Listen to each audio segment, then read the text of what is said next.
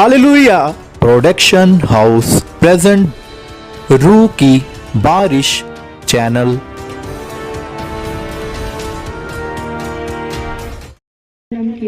और आप कहाँ से हो? तो आपके जीवन की क्या गवाही है? आप खुल के अपनी गवाही को बता सकते हैं।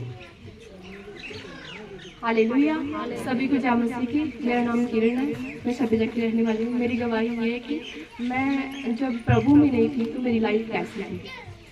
मैं जब प्रभु में नहीं थी तो मेरी लाइफ ऐसी थी, मुझे दुष्ट आत्मा के अटैक होते थे अलग अलग चीज़ों से, जैसे स्नेक दिखने मुझे, और वो मुझे जकड़ लेते थे मेरी बॉडी को, और मेडिसिन खाती थी अलग अलग, मेरी कमर में दर्द रहना अटैक्स की वजह से, और मुझे बड़ी सारी प्रॉब्लम्स आती थी। और जब भी मैं डॉक्टर के पास जाना और मेडिसिन लेके आती थी, मेडिसिन लेके आती थी डॉक्टर से, तो मेरी जो मेडिसिन होती थी वो मैं सुबह खाती थी जो, और दोपहर को वही मेडिसिन खाती थी तो मैं बीमार हो जाती थी।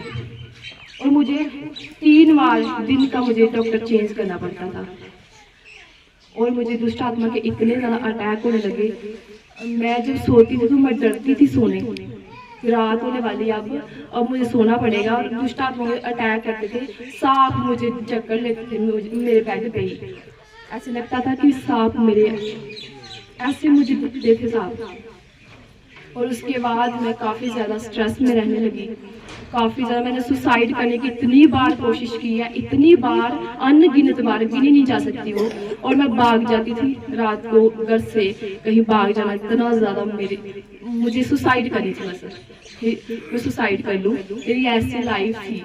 और मुझे दुष्ट आत्मा के अटैक इतने ज़्यादा बढ़ते गए, इतने ज़्यादा बढ़ते गए, फिर मुझे व्यभिचार के अटैक होने लगे। साथ में व्यभिचार के अटैक होने लगे, उससे मुझे कोई आदमी वगैरह दिखने, उन्होंने मुझे ऐसे देखते रहना, और मेरे अटैक वो भी बढ़ते गए, व्यभिचार के अटैक भी बढ़ते गए। जब वो बढ़ने लगे और मैं फिर बहुत ज़्यादा मैं सुसाइड इतनी ज़्यादा करने लगी कि मैं करने जाती कभी किसी भी तरह से, मुझे ऐसा लगता है मैंने सुसाइड करी बस, और कुछ नहीं। और फिर जब मुझे प्रभु का वचन पता चला, जब मेरी मम्मी के द्वारा मुझे प्रभु का वचन पता चला, मैं चर्च में गई, और चर्च में मुझे फर्स्ट टाइम जब मैं चर्च में गई और मुझे पता चल चुका था, मुझे पवित्र आत्मा ने जो टच किया, मुझे पता चल चुका था कि मैं चंगी हो सकती हूँ, तो यहाँ से हो सकती हूँ, प्रभु मुझे चंगा कर सकता है। और उसके बाद फिर वो अटैक बंद नहीं हुए, तब भी वो अटैक ऐसे ही बढ़ते गए मेरे ऊपर, और मैं आराधना हर संडे जाना, और अटैक बंद नहीं हो रहे थे। और मैं कितनी चर्चें चेंज कर दी इसी वजह से कि मुझे वही अटैक होते हैं बार बार। और मैं काफ़ी सारे चर्चें चेंज की मैंने। जब मैंने बताना किसी को भी कि मुझे ऐसे अटैक होते हैं, तो उन्होंने आगे रिप्लाई देना कि मुझे भी ऐसे ही होता है। तो इसी वजह से मैं टूट गई थी। मैंने दोबारा इतनी बार सुसाइड करने की कोशिश की, फिर भी। तो इसके बाद जब मैं इस चर्च में आई, तो फर्स्ट बार जब मैंने ब्रदर राष्ट्रपाल जी के घर में मीटिंग थी, और मैं वहाँ पे नहीं जाना चाहती थी, बिल्कुल मेरा विश्वास टूट गया था, मैं नहीं जाना चाहती थी। और मेरी मम्मा गई वहाँ पे, और प्रभु के दास ने उनको बोला कि जो आपके अंदर स्पिरिट है वो तेरी बेटी का फ्यूचर खराब कर देगी। तो सच में मेरे उन दिनों में मेरे ऊपर इतना दुष्ट आत्मा का अटैक हुआ, और इतना भयानक। और जब मैं सुसाइड करने वाली थी उस दिन, और मुझे पोस्टर मिला जो पंपलेट है यहाँ का, और जब मैं बेड पे गई तो मुझे वहाँ पे मिला वो रखा हुआ। तो मैंने क्या किया, तो मैंने उसको पंपलेट के ऊपर नंबर दे दो, मैंने उसको कॉल किया, किसी का तो होगा। तो पास्टर जी ने उठाया वो कॉल, और मैंने उनको बोला, मैं रो रही थी, मेरे से बात भी नहीं कर पा रही थी, मैं इतनी ज़्यादा रो रही थी। और मैंने उनको बताया कि मेरे साथ ऐसे ऐसे जब भी मैं चर्च में आती कुछ ना कुछ हो जाता है।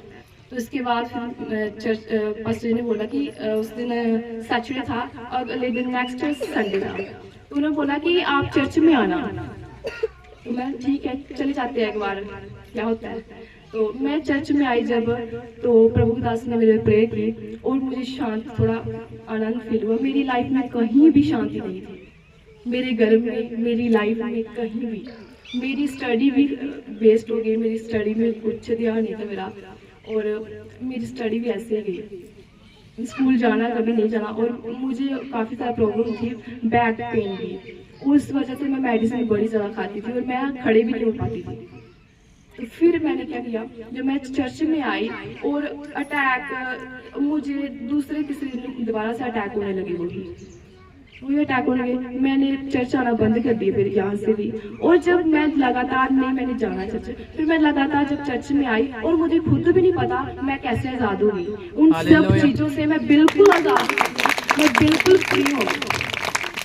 आज आप देख सकते हैं जैसे सिस्टर ने अपनी गवाही में बताया कि वो जिंदा खुदा, वो मनों की जानने वाला परमेश्वर है। जैसे सिस्टर ने बताया कि चर्च में आने से पहले काफी प्रकार के इन पे अटैक थे, दुष्ट आत्मा के अटैक थे, जो स्नैक्स थे, सांप इनको डायरेक्टली दिखते थे। और बता रहे हैं कि जैसे सोते थे तो सो नहीं पाते थे क्योंकि अलग अलग प्रकार से दुष्ट आत्मा तंग करती थी। उसके बाद जब ये तंग आ गए तो इन्होंने अपने आप को खत्म करने का सोचा। तो जब सुसाइड करने की इन्होंने काफी बार कोशिश की, तो हर बार ये अलग अलग प्रकार से इन्होंने सुसाइड करने की कोशिश की, लेकिन किसी बहाने से या किसी प्रकार से बच जाते थे। लेकिन ये अपनी लाइफ से पूरी तरह से तंग आ चुके थे। तो फिर कहीं जब इनके गांव में ब्रदर रशपाल जी के घर में छब्बे चाक में जब मीटिंग हुई तो इन्होंने वहां से सुसमाचार को सुना और देखा कि जीवित परमेश्वर कैसे अपनी जीवित चर्च में अपने लोगों में काम करता है।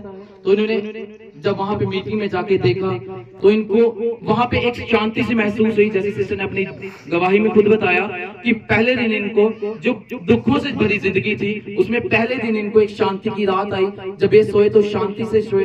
तो उसके बाद जब चर्च में आना शुरू हुए, Aahista Aahista day by day परमेश्वर ने जीवन को बदला और हर प्रकार की दुष्ट आत्माओं को इनके जीवन से आउट किया। और आज आप देख सकते हैं बहन बिल्कुल आजाद है और पूरी तरह से आजाद है परमेश्वर की दया से। सब जन इस गवाही के लिए जोर से धन्यवाद करें परमेश्वर का और विश्वास करें अगर परमेश्वर इनके जीवन को बदल सकता है, इनको फ्री कर सकता है, तो अगला नंबर गवाही का आपका होगा। अगर आप इस गवाही को इस विश्वास के साथ अपने लिए ग्रहण करते हैं तो विश्वास करें आप भी आजाद होंगे और इसी प्रकार से इस पुलपिट पे आप गवाही देंगे अपने। हालेलुया, धन्यवाद करें परमेश्वर का। Hallelujah, thank you.